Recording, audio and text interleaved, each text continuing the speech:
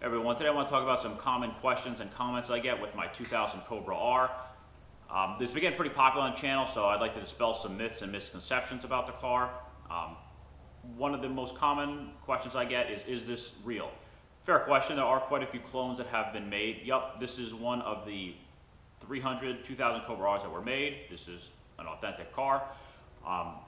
One thing that I use as a reference to see whether the cars are real, if you're going over and evaluating it, as a detail that a lot of people overlook, is I look at the steering wheel, because all 99 to 04 Mustangs had cruise control standard from the factory.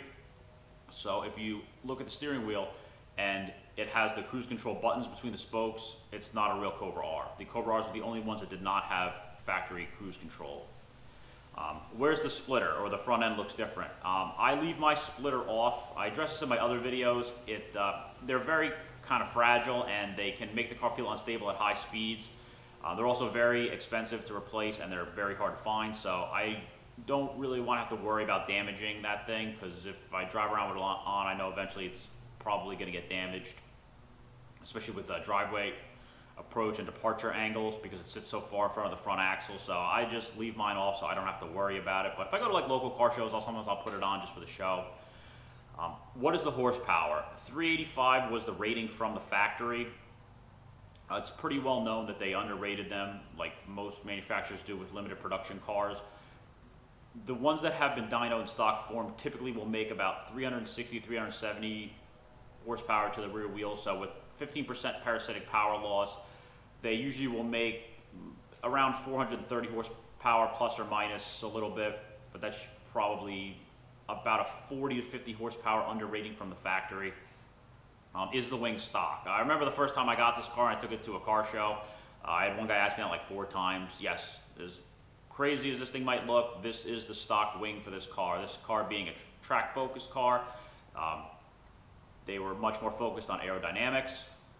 So like with a lot of manufacturers who make track focused cars, this has a big wing on it, like a lot of those cars do. Ferrari's done big wings, Porsche's done them, even the new Corvette has a big wing available. So it's a track car, and aerodynamics is very important.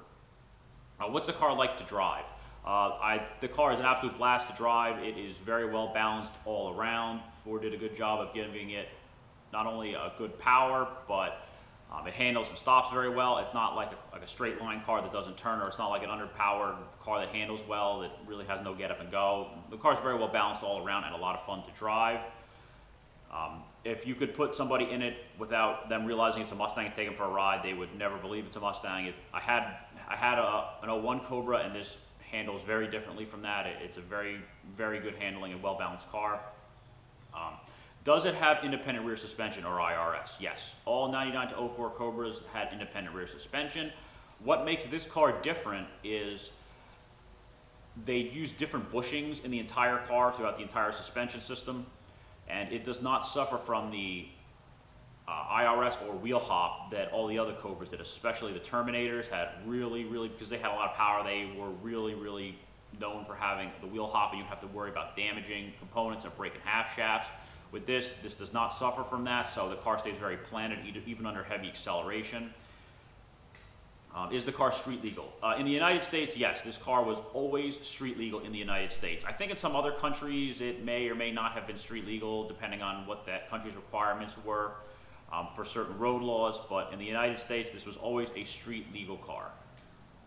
Is this car from various video games, Forza, Gran Turismo, all the really popular sports car video games? Yes, this is that car from all those various video games. The wing makes it pretty identifiable from that, but yes, this is that car.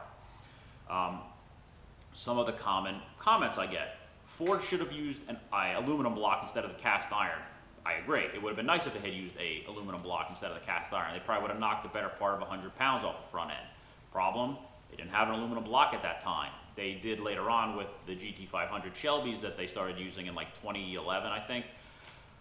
But in 2000, cast iron was all they had, so that's what they went with. The wing is dumb, stupid, ridiculous, crazy, looks like a ricer, whatever you want to call it. It is pretty crazy looking, especially for a Mustang, having a spoiler or a wing that's this big, but like I said, pretty much every manufacturer that has done track-focused cars has done big wings. The 911 GT3 Porsche has a big wing on it. The new Corvette has a big wing on it. So if you're into aerodynamics and high-speed running, something like that is pretty necessary. The car should have a supercharger on it. Well, here's the problem with supercharging. This is, again, a track car. Heat is a major concern with endurance racing or running the car for extended periods of time at high speed. Superchargers and turbochargers build tremendous amounts of heat, and shedding that heat can become a major issue for endurance racing. And over time, forced induction systems can start to lose power when they become very heat soaked. So you usually don't see too many track cars with forced induction. Example, the 911 Turbo is a really great street car and a really great daily driver, like a Terminator would be. Problem? The heat saturation. That's why the 911 GT3 with the big wing, and it goes back to a naturally aspirated car, and they lose the turbo systems on them. Up until, I believe, recently, they might be going to getting into forced induction on those things. Same thing. It becomes less of an issue having to worry about heat if you're not running a forced induction system. I should have bought a Terminator or an 0304 Cobra. Well, it really depends on how you want to use the car. This car in a straight line is very comparable to a Terminator. I did an article years ago where they compared a stock Terminator to a very nearly stock 2000 Cobra R. In a straight line, they're almost identical. The power levels are almost identical, but once you get to turning and braking, forget it. You can't even almost compare the two cars. They did a couple high-speed stops in 03 Cobra, and they said after like 2 really high-speed stops, the brakes faded, and that was the end of that. This car, you can dive into corners at high speed all day long, and the brakes don't fade. It goes around a turn much better than a Terminator does. So I think one of my commenters nailed it pretty much perfectly. If you want something to daily drive, a Terminator is a better option. It's got air conditioning, it's got stereo system in it, cruise control, a lot of the nicer amenities it has in it.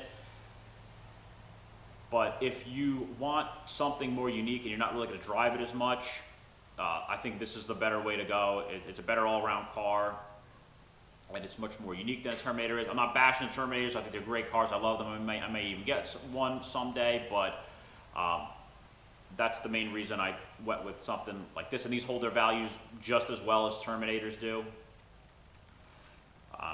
And another comment I get quite a bit is this car doesn't handle. Okay, I don't really know where those people get that from, but I'll address it right now. Every year, Motor Trend does a big shootout. They get all the high-performance cars together, and they do a shootout and kind of just do all the big testing, your handling, your acceleration, your top speed, stuff like that, and see how everybody does. This is their one they did from the year 2000. And this is some of the competition that they put this car up against in the year 2000. BMW Z8, Ferrari 360, Porsche 911 Turbo, Corvette Z06, Pontiac Trans Am, Shelby Series 1, and the Dodge Viper ACR. In the handling department, they did the 2 main tests that they do. They did lateral G acceleration, and they did the 600-foot slalom. In the 600-foot slalom against all these competitors, especially like the Ferrari and the Porsche that are known for being good handling cars, this car was number 2 in the 600-foot slalom. It only lost to the Dodge Viper ACR, and in the skid pad, this car came out on top, number 1. It beat all the other cars, the ACR Viper, the Ferrari, the Porsche. So the people that say this car doesn't handle, well, the data shows that this car does handle, and it does handle very well. It's very well behaved. It goes around the corner very nicely. Surprisingly well for a car like this that sits on a unibody platform. So despite the people constantly commenting that the car doesn't handle, that's not the case at all. Try driving one and then tell me that it doesn't handle. So those were pretty much all the common questions and comments that I get about the car. So I hope this dispelled some myths, and hope you enjoy the video. Thanks for watching.